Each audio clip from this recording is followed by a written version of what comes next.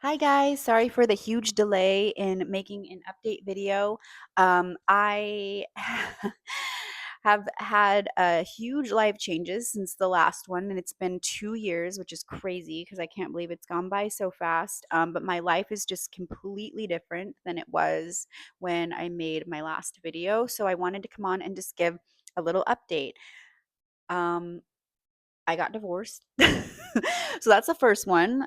And I met someone else like quickly after, and everything just happened really fast. And I've been with the new person now for 2 years, and I had a baby in January, and she's 4 months old now. And that's my life. And I'm living in LA. I'm no longer in Orange County. I moved back home during my pregnancy and for my labor to my hometown in California for a year and a half. So yeah, it's just been a lot.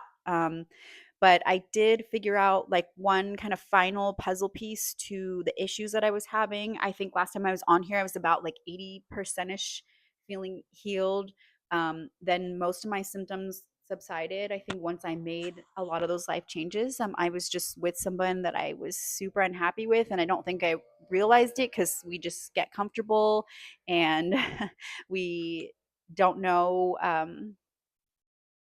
Way out sometimes, especially if you come from a family that's super religious. I was raised in like almost like a cult like mentality. I think I might have mentioned that before in here. And so, yeah, I knew I'd be disappointing some people in my life, but oh well, it's my life and it was the best thing I could have done. And that person that I was married to just wasn't supportive at all while I was sick and left me feeling so alone and isolated during that period of my life. And I think that was the final straw, and that's what really woke me up. So, yeah, I had to make a huge change. It was scary.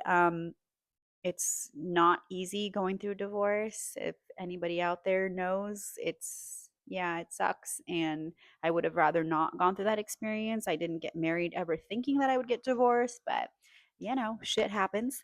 Here we are, and I have a baby. What? Yes, the girl that never wanted kids has a baby. So there you go. You never know where life's going to take you.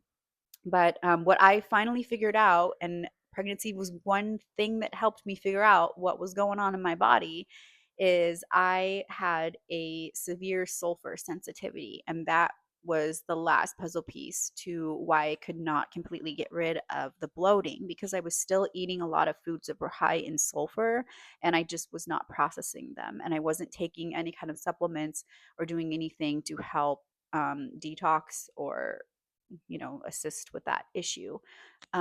So high sulfur is like typically certain vegetables like your broccoli, Brussels sprouts. There's a couple fruits, which I believe it's just pineapple and papaya. But interesting to know, I was eating a ton of pineapple at the time because I thought it was really good for digestion, because that's what all the things that I was researching would say. And then animal protein, which before I got sick, I was a pescatarian for years. And so I didn't eat a lot of animal protein to begin with. Now, that might have been part of the issue, is that my body just stopped getting used to digesting those things because I wasn't eating them very often. So, yeah, I just like red meat, chicken, eggs, like dairy, all of the things that are delicious and animal based are the highest in sulfur. So that would make a lot of sense why I could not eat those without feeling symptoms. And at the time, I wasn't eating red meat when I was healing. I was just eating a lot of chicken, and I was still eating shrimp, and I was eating eggs. And so I think that day after day after day, like, because it's not like I was just having them once in a while, I just wanted to heal and I was trying to eat as naturally as possible. And I was even buying like organic and really high quality, but my body just couldn't handle it. So after figuring that out, I came across a supplement called mo-Zyme. It's by a company called Biotics Research, and you can get it on Amazon. So I'll link it down below. Here's the bottle. This is what it looks like. And it's just a little tablet that you can chew. Supposedly, when you chew it, it's processed better than when you swallow it.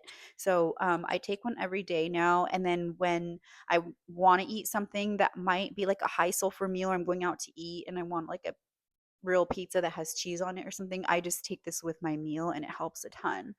And so, yeah, I can go days now without bloating. I can feel normal again. So that's huge. And pregnancy helped me figure this out too, because I started taking it actually prior to pregnancy. And then I forgot about it. I stopped once I got pregnant because I was just trying to get most of my nutrients through food. I was just eating super healthy and I didn't want to take synthetic vitamins. So, no prenatals for me. I was just eating lots of natural things and trying to eat out of the fridge.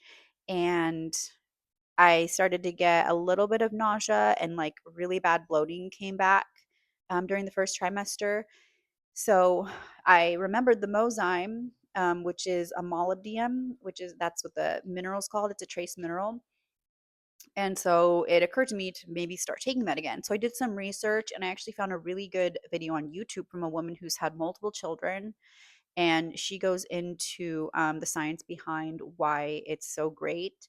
And it's for people that, for one, can't process sulfur, and two, pregnant women apparently need it even more, and it's missing from a lot of the prenatal vitamins. So you can either get it through food, which is like black beans, um, leafy greens, and organ meats. But yeah, like I don't eat like lots of beans because I don't feel good when I eat them, and the organ meat, like I'm not going to touch that. And I don't think we get enough from eating leafy greens. Like there's only so many salads you can eat in a day.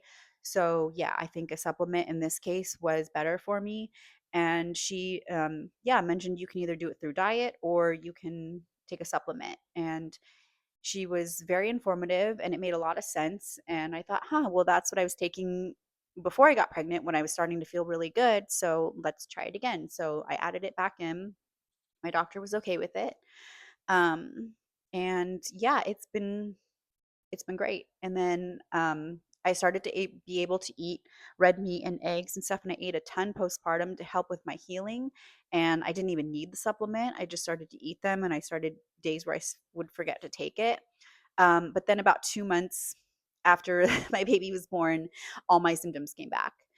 So here we are again. And I realized it was probably the pregnancy hormones. My autoimmune issues died down because your immune system changes when you get pregnant. So your body doesn't attack the baby.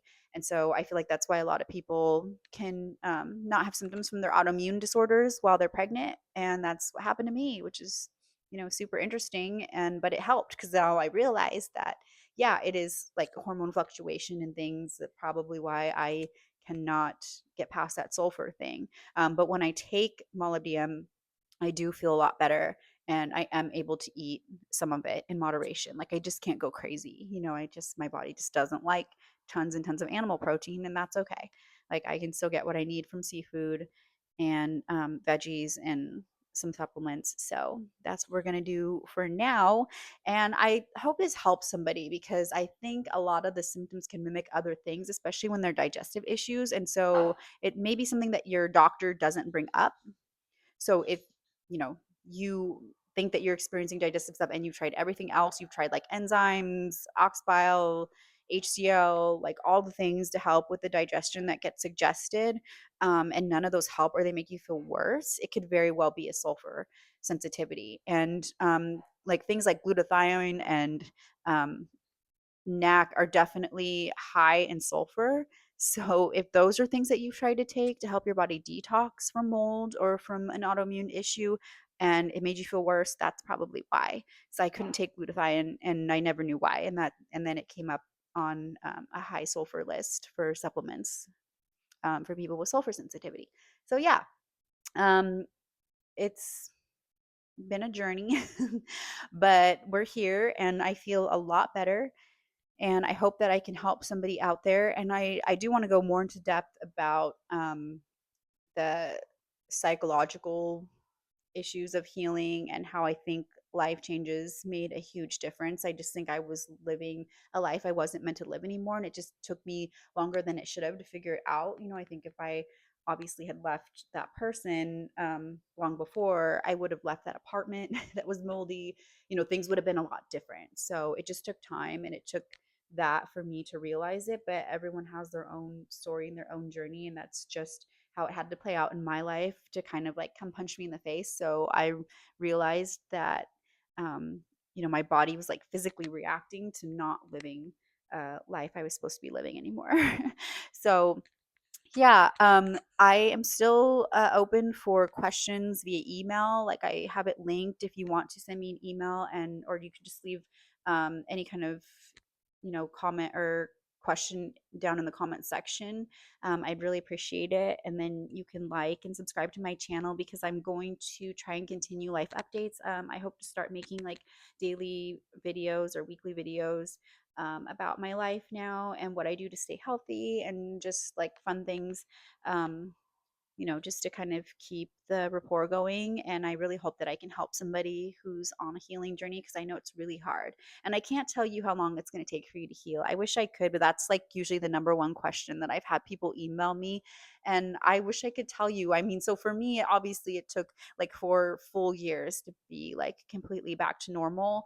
But I think at about the 2 year mark was when I really started to feel a huge difference. So it just depends on how long you're in the mold, your body's detoxification issues, medications you're on. There's just like a lot of stuff that comes into play. So some people heal super fast. I mean, some people get out of the mold and they start to feel better immediately, and it takes them a few months. And then other people, it takes them years. And then there's like everything in between. So it just really depends. But I just think the main thing is to keep in mind that you can heal. It's not like a life sentence, because there's a lot of that out there, that people calling themselves moldies and like identifying with it.